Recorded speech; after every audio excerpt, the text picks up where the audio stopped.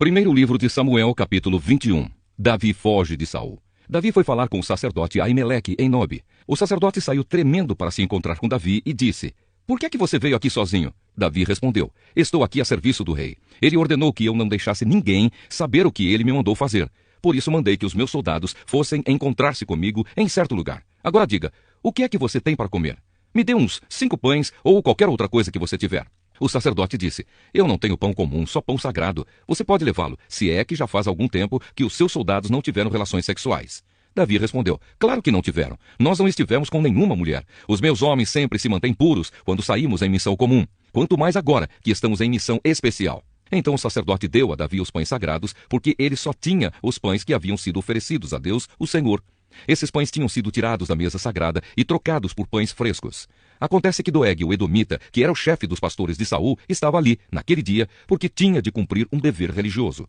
Davi disse a Aimeleque: "Você tem uma espada ou uma lança para me dar?" "Eu não trouxe a minha espada nem outra arma. Por causa das ordens do rei, eu saí com muita pressa." Aimeleque respondeu: "Tenho a espada de Golias, o filisteu, que você matou no Vale do Carvalho. Ela está atrás do manto sacerdotal enrolada num pano. Leve-a se quiser. É a única arma que há aqui." Davi disse: "Não existe espada melhor do que essa. Pode me dar." Então Davi saiu, fugindo de Saul, e foi procurar Aquis, o governador da cidade de Gate. As autoridades da cidade disseram a Aquis: "Não há dúvida de que este é Davi, o rei da terra de Israel. A respeito dele, as mulheres cantavam enquanto dançavam. Saul matou 1000, Davi matou 10.000." Davi assustou-se com as palavras deles e ficou com muito medo de Aquis. Então, na frente de todos eles, fez de conta que estava louco. Quando tentaram segurá-lo, ele começou a agir como doido, rabiscava os portões da cidade e deixava escorrer saliva pela barba. Então Aquis disse aos seus oficiais: "Esse homem está louco. Por que o trouxeram para cá? Será que já não tenho bastantes loucos em volta de mim? Por que trazem outro doido para minha própria casa, a fim de me aborrecer com as suas loucuras?" Primeiro livro de Samuel, capítulo 22. A matança dos sacerdotes. Davi fugiu da cidade de Gate e foi para uma caverna perto da cidade de Adulã. Quando seus irmãos e o resto da família souberam que ele estava lá, foram ficar com ele. E todos os homens que estavam em dificuldades, ou com dívidas, ou insatisfeitos também foram. E Davi se tornou o chefe deles. Havia com ele mais ou menos 400 homens. Aí Davi saiu dali, foi para Mispa, em Moabe, e disse ao rei daquele país: "Por favor, deixe que o meu pai e a minha mãe venham para cá e fiquem com você, até que eu saiba o que Deus vai fazer por mim." Davi deixou os pais com o rei de Moabe e eles ficaram ali enquanto Davi esteve escondido na fortaleza. O profeta Gade foi para o lugar onde Davi estava e disse: "Não fique aqui, vá logo para a terra de Judá." Então Davi saiu e foi para a floresta de Herete. Saul estava em Gibeá, no morro, sentado debaixo de uma árvore com a lança na mão. Todos os seus oficiais estavam ao redor dele e lhe contaram que Davi e os seus homens estavam em certo lugar. Então Saul disse aos seus oficiais: "Ouçam, homens da tribo de Benjamim, vocês pensam que Davi lhes dará campos e plantações de uvas e os fará capitães e tenentes do seu exército? É por isso que vocês estão fazendo planos contra mim? Nenhum de vocês me contou que o meu próprio filho fez um acordo com Davi. Ninguém se preocupa comigo, ninguém me diz que Davi, um dos meus próprios homens, está agora mesmo procurando uma oportunidade para me matar e que foi o meu próprio filho quem o pôs contra mim." Doeg, do país de Edom, estava ali com os oficiais de Saul e disse: "Eu vi quando Davi foi falar com Aimeleque, filho de Aitube, em Nobe." Aimeleque perguntou a Deus, o Senhor, o que Davi devia fazer, e também deu a Davi comida e a espada de Golias, o filisteu. Então o rei Saul mandou chamar Aimeleque e todos os seus parentes, que também eram sacerdotes em Nobe, e eles foram para o lugar onde ele estava. Saul disse a Aimeleque: "Escute, Aimeleque, as suas ordens, senhor." Respondeu ele. Saul lhe perguntou: "Por que é que você e Davi se juntaram para fazer planos contra mim? Porque você lhe deu comida e uma espada e perguntou a Deus o que ele devia fazer? Agora Davi se virou contra mim e está esperando a hora de me atacar." Aimeleque respondeu: "Davi é o oficial mais fiel que o Senhor tem. Ele é o seu próprio genro, capitão da sua guarda pessoal e muito respeitado por todas as autoridades do país. Será que esta foi a primeira vez que eu perguntei a Deus o que Davi devia fazer? Claro que não. O Senhor não deve acusar a mim nem ninguém da minha família de estarmos fazendo planos contra o Senhor. Não sei nada a respeito disso." Então o rei disse: "Aimeleque, você e seus parentes vão morrer." Em seguida disse aos guardas que estavam ali perto: "Matem os sacerdotes de Deus, o Senhor." Eles se juntaram com Davi e não me disseram que ele havia fugido, embora soubessem disso o tempo todo. Mas os guardas se recusaram a levantar a mão para matar os sacerdotes do Senhor. Então Saul disse a Doeg: "Mate-os você." E Doeg os matou. Nesse dia, ele matou 85 sacerdotes de Deus. Saul também mandou matar todos os outros moradores de Nobe, a cidade dos sacerdotes, homens e mulheres, meninos e criancinhas, o gado, jumentos e ovelhas, todos foram mortos. Mas Abiatar, um dos filhos de Aimeleque, escapou e foi para o lugar onde Davi estava. Ele contou que Saul havia matado os sacerdotes de Deus, o Senhor. Então Davi disse a Abiatar: naquele dia, quando vi Doeg lá, eu sabia que ele não deixaria de contar tudo a Saul. Assim, eu sou o culpado da morte de todos os seus parentes. Fique comigo, e não tenha medo. Saul quer matar a nós dois, mas comigo você estará livre de perigo. Primeira carta aos Coríntios, capítulo 3. Servidores de Deus. Na verdade, irmãos, eu não pude falar com vocês como costumo fazer com as pessoas que têm o Espírito de Deus. Tive de falar com vocês como se vocês fossem pessoas do mundo, como se fossem crianças na fé cristã. Tive de alimentá-los com leite e não com comida forte, pois vocês não estavam prontos para isso. E ainda não estão prontos, porque vivem como se fossem pessoas deste mundo. Quando existem ciumeiras e brigas entre vocês, será que isso não prova que vocês são pessoas deste mundo e fazem o que todos fazem? Quando alguém diz, eu sou de Paulo, e outro, eu sou de Apolo, será que assim não estão agindo como pessoas deste mundo? Afinal de contas, quem é Apolo e quem é Paulo? Somos somente servidores de Deus, e foi por meio de nós que vocês creram no Senhor. Cada um de nós faz o trabalho que o Senhor lhe deu para fazer. Eu plantei, e Apolo regou a planta, mas foi Deus quem a fez crescer. De modo que não importa nem o que planta, nem o que rega, mas sim Deus que dá o crescimento, pois não existe diferença entre a pessoa que planta e a pessoa que rega. Deus dará a recompensa de acordo com o trabalho que cada um tiver feito. Porque nós somos companheiros de trabalho no serviço de Deus, e vocês são o terreno no qual Deus faz o seu trabalho. Vocês são também o edifício de Deus. Usando o dom que Deus me deu, eu faço o trabalho de um construtor competente. Põe o alicerce e outro constrói em cima dele. Porém, cada um deve construir com cuidado, porque Deus já pôs Jesus Cristo como o único alicerce, e nenhum outro alicerce pode ser colocado. Alguns usam ouro, ou prata, ou pedras preciosas para construírem em cima do alicerce, e ainda outros usam madeira, ou capim, ou palha. O dia de Cristo vai mostrar claramente a qualidade do trabalho de cada um, pois o fogo daquele dia mostrará o trabalho de cada pessoa. O fogo vai mostrar e provar a verdadeira qualidade do trabalho. Se aquilo que alguém construir em cima do alicerce resistir ao fogo, então o construtor receberá a recompensa. Mas se o trabalho de alguém for destruído pelo fogo, então esse construtor perderá a recompensa. Porém, ele mesmo será salvo, como se tivesse passado pelo fogo para se salvar. Certamente vocês sabem que são o templo de Deus e que o Espírito de Deus vive em vocês. Assim, se alguém destruir o templo de Deus, Deus destruirá essa pessoa, pois o templo de Deus é santo e vocês são o seu templo. Que ninguém engane a si mesmo. Se algum de vocês pensa que é sábio conforme a sabedoria humana, então precisa se tornar louco para ser de fato sábio.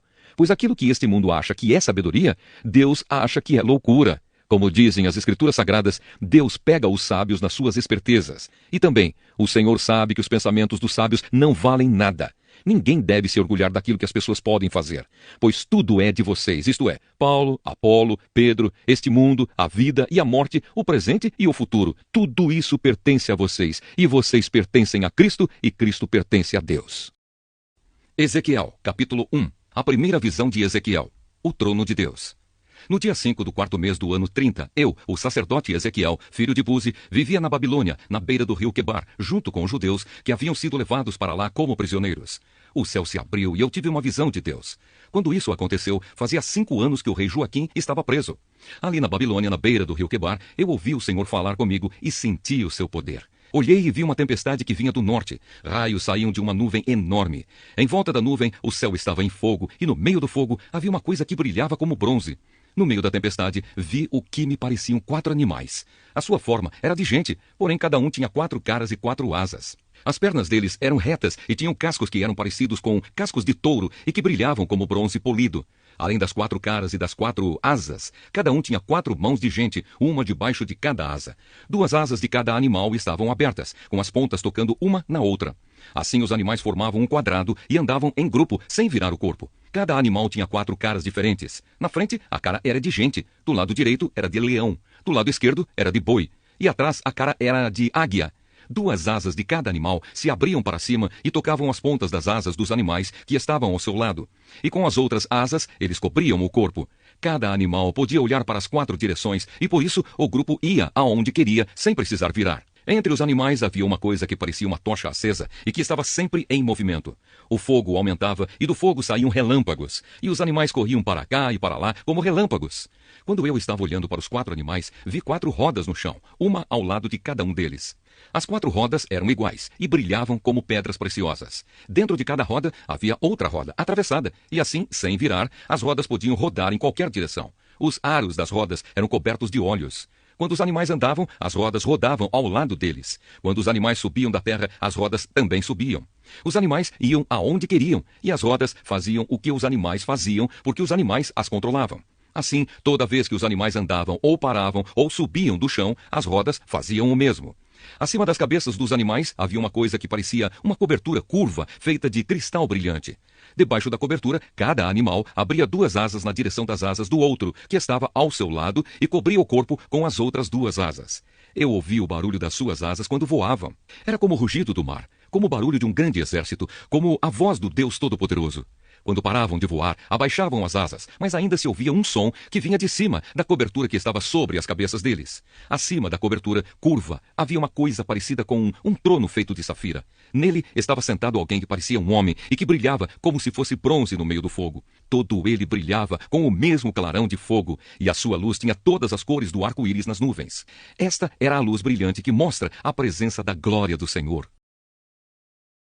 Salmo 37. O fim dos maus e o fim dos bons. De Davi. Não se aborreça por causa dos maus, nem tenha inveja dos que praticam o mal, pois eles vão desaparecer logo como a erva que seca. Eles morrerão como as plantas que murcham. Confie em Deus, o Senhor, e faça o bem, e assim more com toda a segurança na terra prometida. Que a sua felicidade esteja no Senhor. Ele lhe dará o que o seu coração deseja. Ponha a sua vida nas mãos do Senhor, confie nele, e ele o ajudará. Ele fará com que a sua honestidade seja como a luz e com que a justiça da sua causa brilhe como o sol do meio-dia. Não se irrite por causa dos que vencem na vida, nem tenha inveja dos que conseguem realizar os seus planos de maldade. Tenha paciência, pois o Senhor Deus cuidará disso. Não fique com raiva, não fique furioso, não se aborreça, pois isso será pior para você. Aqueles que confiam em Deus, o Senhor, viverão em segurança na terra prometida, porém os maus serão destruídos. Dentro de pouco tempo, os maus desaparecerão. Você poderá procurá-los, porém não os encontrará. Mas os humildes viverão em segurança na terra prometida e terão alegria, prosperidade e paz. Os maus fazem planos contra os bons e olham com ódio para eles. O Senhor ri dos maus, porque sabe que o dia deles está chegando. Os maus puxam da espada e curvam os seus arcos para matar os pobres e os necessitados e para assassinarem os que são honestos. Mas os maus serão mortos pelas suas próprias espadas, e os seus arcos serão quebrados. É melhor o pouco que os bons têm do que as riquezas de muitos maus. Pois o poder dos maus acabará, mas o Senhor protege os bons. Todos os dias o Senhor cuida dos que são corretos. A terra prometida será deles para sempre. Quando os tempos forem difíceis, eles não sofrerão e terão que comer em tempos de fome. Porém os maus morrerão. Os inimigos de Deus, o Senhor, desaparecerão, como as flores do campo sumirão como a fumaça. Os maus pedem emprestado e não pagam, mas os bons são generosos em dar. Aqueles que são abençoados por Deus viverão em segurança na terra prometida, mas os que ele amaldiçoa serão destruídos.